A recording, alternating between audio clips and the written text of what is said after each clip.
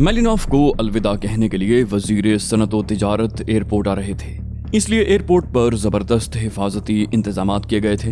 इन हिफाजती इंतजामात का in charge inspector बंसडिले था, जबकि हकीकत ये थी कि मैंने हिफाजती इंतजामात में कोई दिलचस्पी नहीं ली थी, बस चंद हिदायत जारी कर दी थी जिन पर अमल करना लाजमी था। बकिया इंतजामात हस्बे मामूल थे। एयरपोर्ट पर हुजूम नहीं था। रात के 12:20 हुए थे और उस वक्त वहां न कोई फ्लाइट आती थी और न जाती थी। बर्ड मुस्तकिल चीख रहा था कि उसकी गाड़ी में पेट्रोल खत्म होने वाला है। मैंने कार से उतरने से कबल जनरल को हिदायत दी कि आर्मी एक्शन शुरू कर दिया जाए और रैंडल को गिरफ्तार करके एयरपोर्ट के VIP लाउंज में पहुंचा दिया जाए। तहजीब ने बेबसी से कहा, कुछ समझ में नहीं आ रहा कि तुम क्या करना चाह रहे हो, क्या मेलिनोव पर हाथ डालोगे? मैंने हंसकर कहा, बस देखते जाओ। वैसे मेलिनोव पर हाथ डालना मजाक नहीं है, तहजीब ने जलकर कहा, और रैंडल पर हाथ डालना बहुत आसान है। मैंने कार से उतरने से कबल तहजीब से कहा, एयरपोर्ट पर तुम मुझसे दूर ही दूर रहना, इसलिए कि मौजूदा मेकअप में मेरा तुम्हारे साथ नजर आना मुनासिब नहीं है। तहजीब ने झुंझलाकर कहा, मगर मैं जाऊंगी कहाँ और करूंगी क्या? मैंने कहा, तुम कोई अजनबी तो हो नहीं, VIP लाउंज में भी जा सकती हो।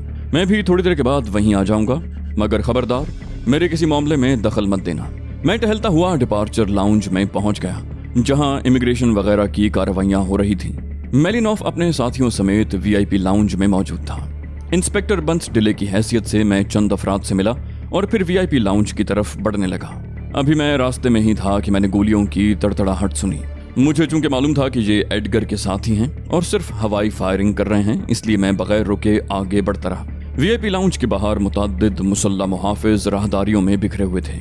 VIP लाउंज के दरवाजे पर भी 2 मुहाफिज मौजूद थे। उन सब ने मुझे सलूट किया और मैं सर के खफीफ से इशारे से सलाम का जवाब देता हुआ VIP लाउंज में दाखिल हो गया। अंदर वजीर मौसूफ और मेलिनोव एक ही सोफे पर बैठे बेतकल्लुफी से बातें कर रहे थे। VIP लाउंज में तेज रोशनी फैली हुई थी। टेलीविजन कैमरे अक्सबंदी करने में मसरूफ थे। सरकारी खबर रसां एजेंसी का एक फोटोग्राफर भी नजर आ रहा था।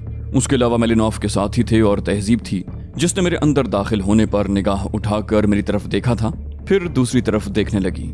मैं दरवाजे के पास ही रुक गया। मेरी निगाहों का मरकज माइकल सोलो था, जो हंस हंस कर कैरोलिन से सरगोशियों में बातें कर रहा था।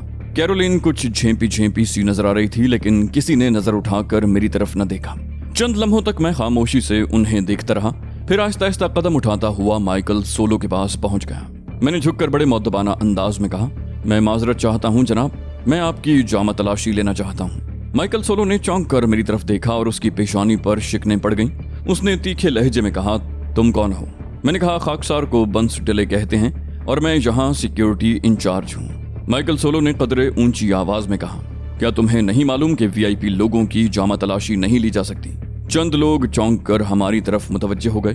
मैंने कहा, मुझे नहीं मालूम कि क्या किया जा सकता है और क्या नहीं।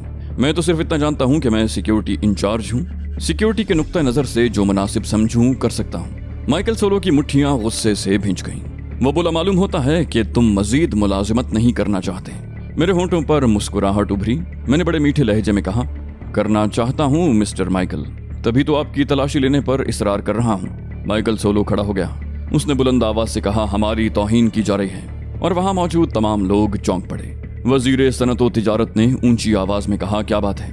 माइकल सोलो ने कहा, हमारी तौहीन की जा रही है जनाब, ये शख्स मेरी तलाशी लेने पर इसरार कर रहा है। मैंने मुअद्दबाना अंदाज में कहा, सिक्योरिटी के लिए मैं इसे जरूरी समझता हूँ जनाब। हमें किसी एक फर्द की तलाशी लेनी थी, जिसके लिए मैंने मिस्टर माइकल का इंतखाब किया है। आखिर इन्हें क्या एतराज है? मेलिनोव ने कहा, जामा तलाशी लेना एक तरह की आहानत है। मैं अपने तमाम साथियों को अपनी ही तरह समझता हूँ। अगर तलाशी लेना जरूरी है तो फिर मेरी तलाशी ले ली जाए, मैं बखुशी उसके लिए तैयार हूँ। वजीर मौसूफ ने मेलिनोव के कंधे पर हाथ रख कर धीमी आवाज में कुछ कहा, फिर मुझसे मुखातिब हुए, बोले, तुम फौरी तौर पर यहाँ से निकल जाओ, सुबह तुम्हारी मअतली के अहकामात जारी कर दिए जाएंगे। मैंने कहा, आपका हुक्म सर आंखों पर जनाब, लेकिन अगर आप एक नजर इस कागज को मुलाहिजा फरमा लें। वजीर मौसूफ ने नागवारी से कहा, मुझे कुछ नहीं देखना, बल्कि मैं तो तुम्हें देखना भी गवारा नहीं कर सकता। मैंने जेब से ट्रांसमीटर निकालते हुए कहा, तो फिर इजाजत दीजिए कि मैं यहीं से जनरल टेरिस से बात कर लूं। वजीर मौसूफ के चेहरे की रंगत तब्दील हो गई। बोला, तुम क्या दिखाना चाहते हो?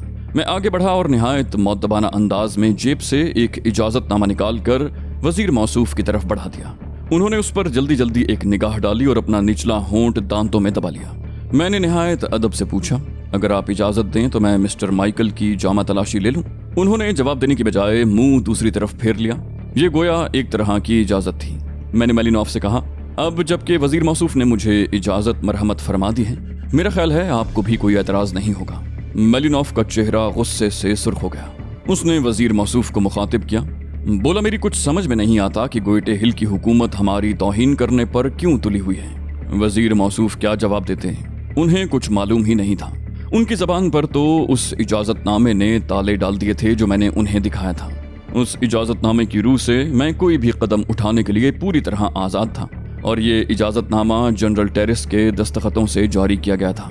मैंने कहा, मिस्टर माइकल ने चंद घंटे कबल एक ऐसी शख्सियत से मुलाकात की थी जिसे गोयटे हिल की हुकूमत ने नापसंदीदा करार दे दिया है। माइकल सोलो ने कहा, अगर तुम्हारा इशारा मिस्टर रैंडल की तरफ है तो मैं उनके बारे में ऐसी किसी बात से लाइल्म हूँ। मैंने चुपते हुए लहजे में कहा, तो फिर जामा तलाशी के नाम पर तुम इस बुरी तरह भड़क क्यों रहे हो? वो बोला, इसलिए कि मुझे इस अमल से अपनी अहानत का एहसास होता है। मैंने कहा, क्या तुम ये चाहते हो कि तुम्हारे ज़ाती एहसासात पर एक मुमलिकत के मफादात कुर्बान कर दिए जाएं? माइकल ने अचानक मुस्कुराते हुए कहा, अगर ये बात है तो मैं बखुशी तलाशी देने को तैयार हूँ। और वो अपने दोनों हाथ उठाकर चंद कदम आगे आ गया। मैं फातिहाना अंदाज में आगे बढ़ा और माइकल को सर से पैर तक टटोल कर देखा। उसके पास किसी किस्म का हथियार नहीं था, अलबत्ता उसके कोट की जेब में से सफेद रंग की एक छोटी सी गेंद बरामद हुई। मैंने मुतहय्यराना अंदाज में कहा, ये क्या चीज है मिस्टर माइकल? माइकल ने पुरसकून अंदाज में कहा, डेकोरेशन पीस है, मेरे पास कोई काबिल एतराज चीज है ही नहीं। मैंने एड़ियों के बल पर घूमते हुए बुलंद आवाज में कहा, मिस्टर माइकल फरमाते हैं कि ये कोई खास चीज नहीं, कोई काबिल एतराज चीज नहीं, महज एक डेकोरेशन पीस है। लेकिन हाज़रीन कराम, मैं आपको एक हकीकत से आगाह करना चाहता हूँ, इस गेंद की हकीकत से। ऐसी ही एक गेंद की मदद से इस वीआईपी लाउंज से कुछ अरसा कबल चंद वीआईपी मेहमानों को अगवा किया गया था। अचानक मेरी आवाज बंद हो गई। वजह यह थी कि अकब से माइकल ने मेरे रिवॉल्वर पर झपट्टा मारा था और उसे होल्स्टर से निकालकर तेजी से मुझसे दूर चला गया था। उसने गरज कर कहा, अपने हाथ उठा लो इंस्पेक्टर, तुम रिवॉल्वर की जद में हो। मैंने खामोशी से अपने दोनों हाथ बुलंद कर दिए। मैंने कहा, तुम अपने हक में अच्छा नहीं कर रहे मिस्टर माइकल। वो बोला, मैं खूब जानता हूँ कि कब क्या कदम उठाना चाहिए। अगर तुमने कोई चालाकी दिखाने की कोशिश की तो मैं जर्रा बराबर भी रियायत नहीं करूंगा। मैंने कहा, मैं जानता हूँ कि तुम रियायत करने के आदी नहीं हो। फिर वजीर साहब से मुखातिब हुआ। मैंने कहा, आपने देखा कि आप किन लोगों की हिमायत कर रहे थे? वजीर मौसूफ ने कहा, मेरी तरफ रुख करो और ये बताओ कि इस गेंद के बारे में तुम्हें किसने बताया था? मैं आहिस्तगी से माइकल की तरफ घूमा। मैंने शीशे की दीवार के पार रनवे की तरफ देखते हुए कहा, जहां एक हेलीकॉप्टर उतर रहा था। इन्हीं मेहमानों ने मुझे इस गेंद के बारे में बताया था। इनमें से एक मेहमान यहाँ मौजूद हैं, शायद तुम उन्हें नहीं पहचानते। उनका नाम तहजीब मेलकम एक्स है। तहजीब के नाम पर माइकल चौंका, फिर उसकी नजरें तहजीब पर जाकर रुक गईं। बोला, ये बड़ा अच्छा हुआ कि मैडम एक्स भी यहाँ मौजूद हैं। अब वजीर मौसूफ के अलावा ये भी हमारे साथ जाएंगी। आप भी इधर ही आ जाएं मैडम। तहजीब उठकर मेरे बराबर आ गई। वो मुझे गुस्सीली निगाहों से घूरे जा रही थी। मैंने कहा, नहीं मिस्टर माइकल, किसी और के साथ जाने का सवाल ही पैदा नहीं होता, इसलिए कि अब तुम भी कहीं नहीं जाओगे। वो बोला, तुम हद से ज्यादा खुशफहम आदमी मालूम होते हो मिस्टर बंस। तुम्हें ये एहसास भी नहीं है कि इस वक्त एक वजीर यरगमाली की हैसियत से यहाँ मौजूद है। मैंने वजीर सनत व तिजारत को देखा जो हक्का बक्का खड़े थे। उनकी समझ में नहीं आ रहा था कि ये क्या हो रहा है। मैंने उनसे कहा, अब तो साबित हो गया कि ये शख्स मुजरिम है। माइकल गुर्राया, तुम ये बात किसी और को बताने के लिए जिंदा नहीं रहोगे। मैंने बड़े इत्मीनान से कहा, कोई बात नहीं मिस्टर माइकल, ये टीवी कैमरे गवाही देंगे। माइकल बोला, इन्हें अक्सबंदी करने दो, जाते वक्त मैं रिकॉर्डेड कैसेटें अपने हमरा ले जाऊंगा। मैंने मायूसाना लहजे में कहा, ये तो बड़ी ज्यादती होगी, दुनिया को कैसे पता चलेगा? वो बोला, दुनिया को कुछ मालूम होने की जरूरत नहीं, जो हम चाहेंगे वही दुनिया के इल्म में आएगा। ये गेंद मुझे वापस कर दो। माइकल की हिदायत के बाद जब मैं गेंद नीचे कालीन पर रख कर चंद कदम पीछे हट गया और माइकल ने इंतहाई एहतियात का मुजाहरा करते हुए आगे बढ़कर गेंद उठा ली, लेकिन अभी वो उल्टे कदमों चलता हुआ अपनी जगह पर वापस पहुंचा ही था कि लाउंज का दरवाजा खुला। मैंने पलट कर देखा, रैंडल लाउंज में दाखिल हो रहा था। उसके हाथ पुश्त पर बंधे हुए थे और उसके अकब में 2 फौजी भी नजर आ रहे थे। रैंडल को देखकर माइकल की आंखें हैरत से फैल गई थीं, मगर उसने फौरन ही जहानत का मुजाहरा करते हुए अपने हाथ में दबे हुए रिवॉल्वर का रुख वजीर सनत व तिजारत की तरफ कर दिया। उसने गरज कर कहा, असलहा फेंक दो, वरना मैं वजीर मौसूफ को गोली मार दूंगा।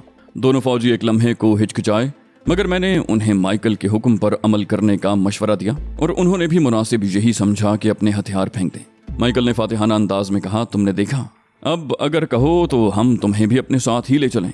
मेलिनोफ ने हाथ उठाकर कहा, 1 मिनट ठहरो, मेरी एक तजवीज़ है। तुम रेंडल को बेशक गिरफ्तार कर लो, मगर माइकल को निकल जाने दो। ये बेवकूफ़ आदमी है।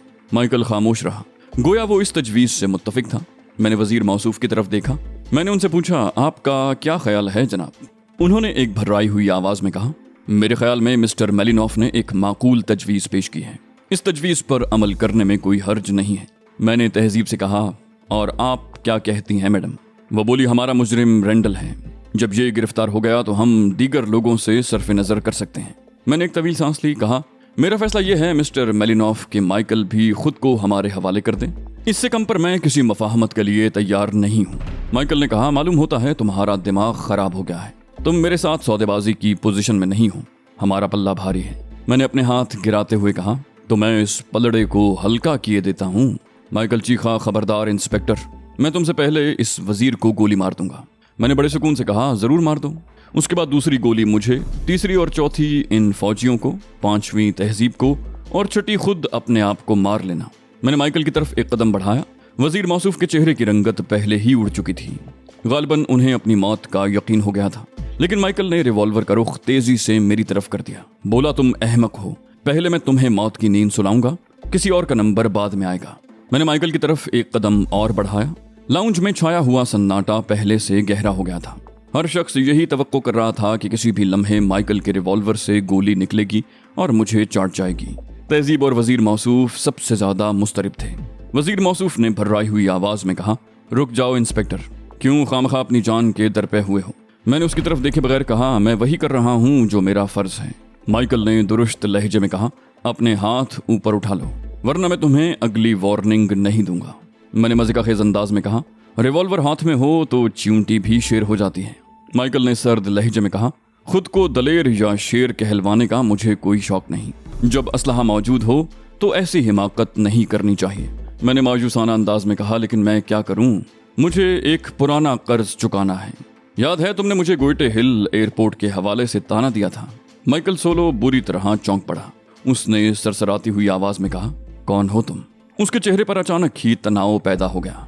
मैंने अचानक सख्त लहजे में कहा, मैं तुम्हारा अजली दुश्मन हूँ रेंडल।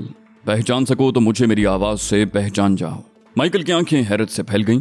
उसके मुंह से बस इतना ही निकला, अली, और उसके साथ ही उसका हाथ बुलंद हो गया। उसने मुझ पर फायर करने का हतमी फैसला कर लिया था।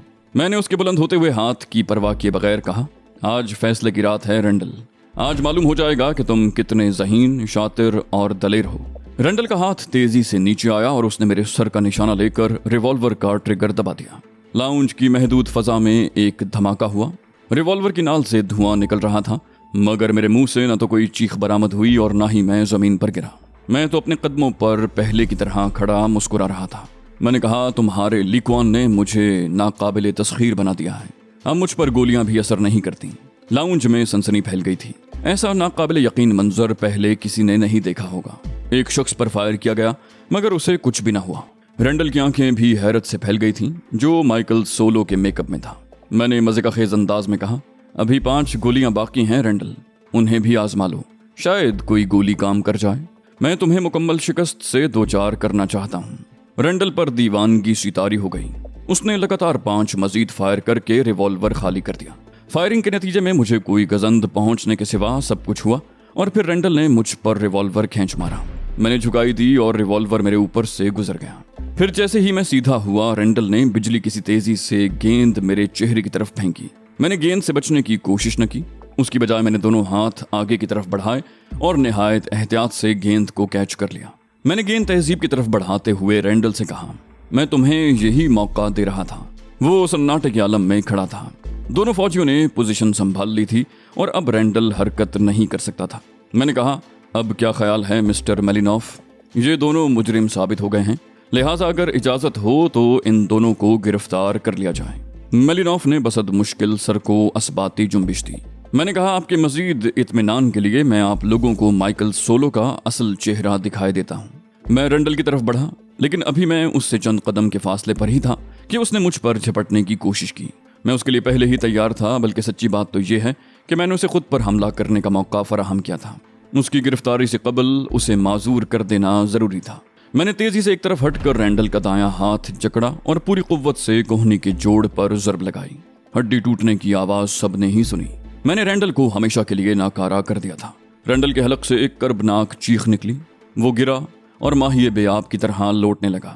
میں اس کی چیخوں کی پرواہ کیے بغیر نہایت بے رحمانہ انداز میں اس کے سینے پر چڑھ کر بیٹھ گیا، اور پھر ذرا سی کوشش کے بعد میں نے اس کے چہرے سے مائیکل سولو کا ماسک اتار پھینکا۔ اب وہاں دو رینڈل تھے، ایک زمین پر پڑا لوٹ رہا تھا، چیخ رہا تھا اور آل فال بک رہا تھا، اور دوسرا لاؤنج کے دروازے کے قریب کھڑا تھا۔ اسے بے نقاب کرنے کے بعد میں دوسرے رینڈل کی طرف بڑھا اور اس کے چہرے سے بھی ماسک اتار دیا۔ وہ مائیکل سولو تھا۔ سب لوگ سکتے کے عالم میں تھے۔ ایک عالمی تنظیم کے سربراہ کا عبرتناک انجام انہوں نے اپنی آنکھوں سے دیکھا تھا۔ خود کو ناقابل تسخیر سمجھنے والا بدترین ذلت اٹھا کر گرفتار ہو گیا تھا۔ میں نے کہا، آج میں نے تمام قرض چکا دیے ہیں رینڈل۔ جس جگہ سے تم نے مجھے اور میرے ساتھیوں کو اغوا کیا تھا، میں نے تمہیں اسی مقام پر لا کر مارا ہے۔ رینڈل کربناک انداز میں دھاڑا۔ حکومت فرانس تمہیں نہیں چھوڑے گی۔ میں نے کہا، تمہارے تمام حربے ناکام ہو چکے ہیں۔ تمہاری گرفتاری فرانسیسی سفیر کی پیشگی اجازت سے عمل میں آئی ہے۔ ٹیرس محل واپس پہنچتے پہنچتے صبح کے 4 بج گئے تھے، مگر وہاں جنرل ٹیرس اور کیتھی براؤن مجھے جاگتے ہوئے ملے۔ برڈ بھی موجود تھا جو خونخوار نگاہوں سے مجھے گھور رہا تھا۔ اس نے غرا کر کہا، ایک برڈ ہی رہ گیا ہے جسے تم ہمیشہ بے وقوف بناتے رہتے ہو۔ تم نے مجھے جعلی رینڈل کے پیچھے لگائے رکھا۔ میں نے کہا، اگر تم نے ساتھ نہ دیا ہوتا تو رینڈل گرفتار ہی نہیں ہو سکتا تھا۔ مجھے پہلے ہی اندازہ تھا کہ وہ ہمیں کسی اور سمت میں الجھانے کی کوشش کرے گا۔ مائیکل سولو پہلا شخص تھا جو اس سے ملنے پہنچا۔ رینڈل نے ہر چیز پہلے ہی طے کر لی ہوگی۔ احمق آدمی یہ سمجھ رہا تھا کہ ہم نقلی رینڈل کے پیچھے لگے رہیں گے اور وہ خود بچ کر نکل جائے گا۔ کیتھی براؤن نے کہا، ہم لوگ تمہیں مبارکباد دینے کے لیے جاگ رہے تھے۔ سچی بات ہے کہ آدمی اگر کسی جذبے کے تحت کام کرے تو کامیابی اس کے قدم چومتی ہے۔ میں نے حیرت سے کہا، کیا مطلب؟ کیتھی نے معنی خیز لہجے میں کہا، تم نے ایک خاص لگن کے تحت کام کیا، ورنہ کہاں تم اور کہاں کامیابی۔ اب تمہیں اپنا وعدہ پورا کرنا ہوگا۔ میں نے آنکھیں نکالی، کہا، صبح کے 4 بجے؟ تم تو ہتھیلی پر سرسوں جمانے کو تلی بیٹھی رہتی ہو۔ جنرل ٹیرس نے کہا، وعدہ پورا کرنا علی کی سرشت میں شامل ہے۔ اب اسے آرام بھی کرنے دو، معلوم نہیں کتنے عرصے کے بعد چین کی نیند سوئے گا۔ 2 ہفتے کے اندر اندر میری اور تہذیب کی شادی ہو گئی۔ جنرل ٹیرس اور کیتھی براؤن تو یہ تقریب بڑی دھوم دھام سے کرنا چاہتے تھے، مگر میں اس کے خلاف تھا۔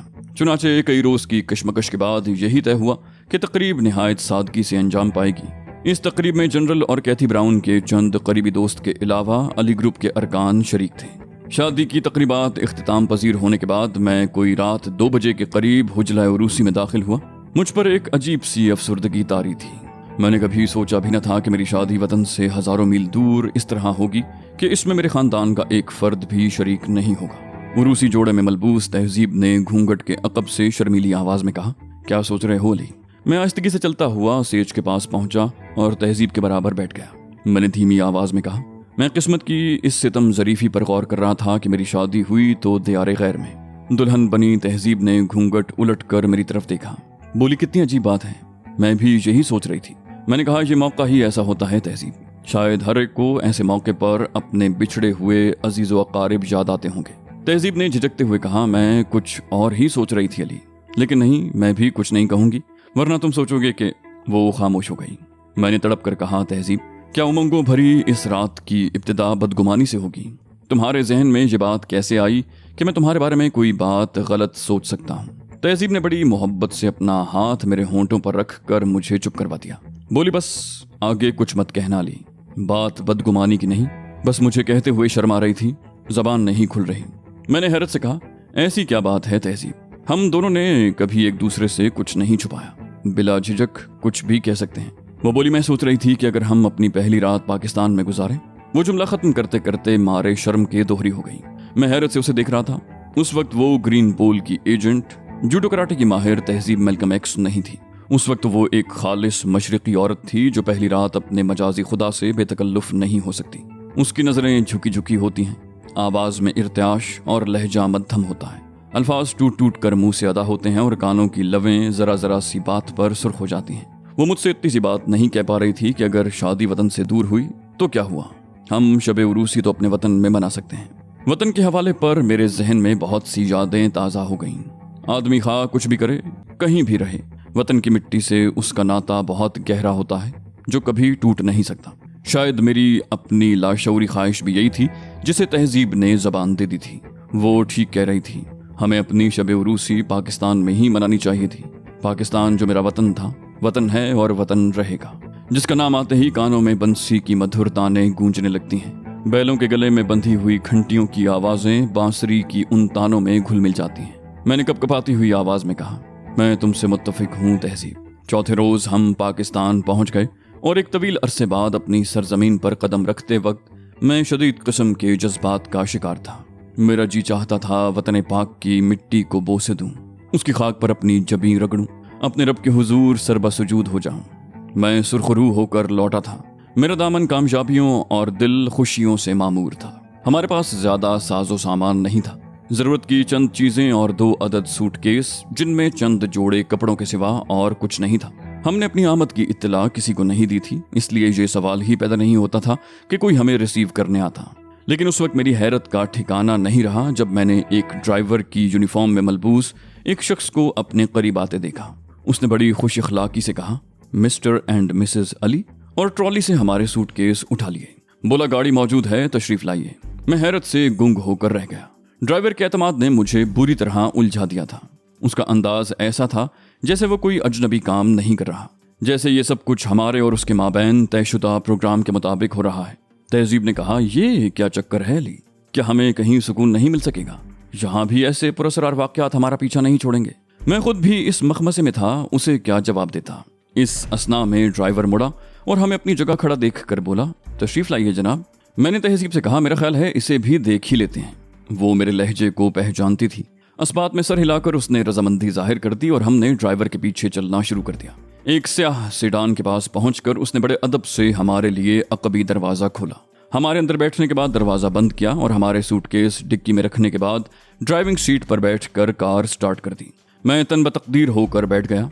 हर किस्म के हालात से नबरदाज़मा होने के लिए मैं पहले ही पूरी तरह तैयार था। कार स्टार गेट से शारे फैसल पर दाएं जानिब मुड़ गई, गोया हम शहर की तरफ जा रहे थे। मज़ाफात की तरफ जा रहे होते तो भी कोई फर्क न पड़ता। हमारे इस सफर का इख्तिताम सिविल लाइंस की एक पुरानी सी कोठी पर हुआ।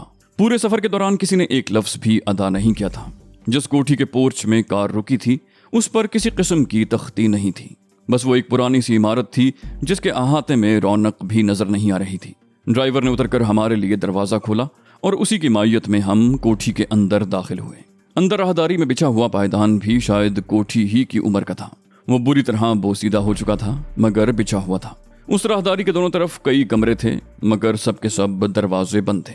ड्राइवर की मायत में हम राहदारी के सिरे पर वाक़े कमरे तक पहुंचे। उस कमरे का दरवाजा भी बंद था। ड्राइवर ने पहले कैसे अखलाक के साथ कहा, अंदर तशरीफ ले जाइए जनाब, आपका इंतजार हो रहा है। मैं और तहजीब दरवाजा खोलकर अंदर दाखिल हुए और ये देखकर हम दोनों हैरान रह गए कि वो एक ऑफिस था जबकि हम किसी रिहायशी कमरे की तवक्को कर रहे थे। ऑफिस खाली था।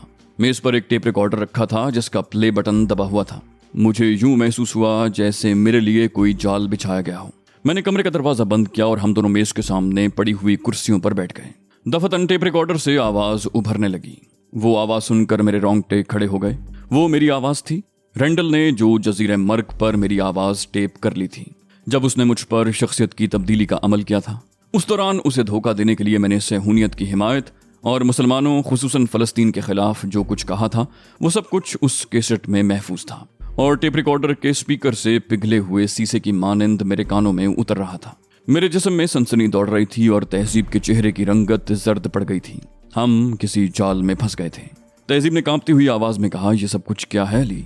मैंने हाथ बढ़ाकर टेप रिकॉर्डर बंद कर दिया। मैंने कहा, इंतजार करो तहजीब, जल्द ही कुछ न कुछ सामने आ जाएगा। मेरे अल्फाज खत्म होते ही दरवाजा खुला और सफेद शलवार कमीज में मलबूस एक शख्स कमरे में दाखिल हुआ। उसने सुनहरी फ्रेम का चश्मा लगा रखा था और उसकी उम्र 50 से कुछ ऊपर ही थी। उसने बड़े दोस्ताना अंदाज में कहा, अस्सलाम वालेकुम दोस्तों, वतन वापसी पर मैं आपको खुशामदीद कहता हूँ। मैंने जवाब में कहा, वालेकुम अस्सलाम। खुशामदीद कहने का ये तरीका कुछ ज्यादा अनोखा नहीं है। वो हंसने लगा और हंसते हुए मेज के अकब में रिवॉल्विंग चेयर पर बैठ गया। बोला, बेशक है, लेकिन हम भी क्या करें। ये कैसेट हमें परसों मौसूल हुई थी। उसके साथ ही एक पैगाम भी था जिसका मफहूम ये था कि मुसलमानों का गद्दार अली यार खान पाकिस्तान वापस आ रहा है। ये कैसेट हमें एक दूसरे इदारे के तवस्सुत से मिली है। बज़ाहिर यूं मालूम होता है जैसे ये कैसेट आपके जराइम का सबूत है, लेकिन हम जानते हैं कि ऐसा नहीं है। अगर आप यहूदियों के एजेंट होते तो ये कैसेट कभी हम तक नहीं पहुंच सकती थी। चुनाचे 2 दिनों के अंदर अंदर हमें दिन रात मेहनत करनी पड़ी। जनरल टेरिस तक से राब्ता किया गया और फिर तमाम हकायक से आगाह होने के बाद ये फैसला किया गया कि हमें आपकी सलाहियतों से इस्तिफादा करना चाहिए। आखिर आपके वतन का भी आप पर कोई हक है। मैंने सुकून की एक तवील सांस ली। तहजीब भी यूं मुस्कुराई थी जैसे उसके आसाब पर से कोई बड़ा बोझ हट गया हो। तहजीब ने मुस्कुराते हुए कहा, इस हक को आप किस तरह इस्तेमाल करना चाहेंगे? वो बोला, अली की मर्जी के मुताबिक।